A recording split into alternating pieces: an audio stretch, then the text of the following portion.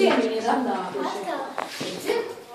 Mēs izvēlējāmies jūs, ja mums šķiet, ka jūs varat pavadīt personīgi, tad mēs ar šo grupu gribam. Tāds mazliet miglains šorīt rīt.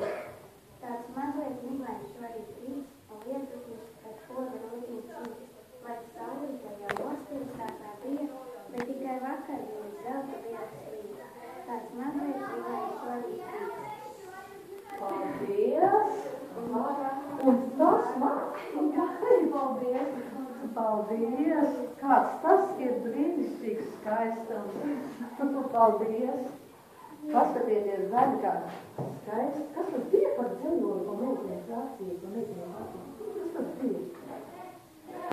Es biju izdomājušas un sameklējušas mani dzeļoju krājumu dzīvo, un manis sacerēto dzeļolīti atnesušas šodien kā dāvanu. Domājies, paskatieties, cik skaisti kodēs mums šodien. Paldies, viņš tas gan ir pārsteigums. Tas ir pārsteigums.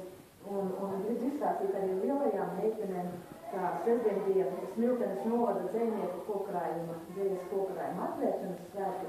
Un tur ir 17 jaunie dzejnieki iekšā šajā grāmatā arī mani dzīvoja. Un grāmatiņu var iegādāties informācijas centrā. Ļoti skaista rudzupuķēm virsroka, jo simbols rudzupuķi novadām. Un varēs arī iepazīties, kad ir arī divu. Nē, ja nesatot arī 4 lētām vidusskolēnu dzīvoju, jūs varat izmantot sev tīkamā laikā.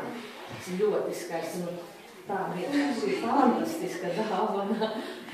Paldies korespondentam. Paldies korespondentam. Un paldies tev arī.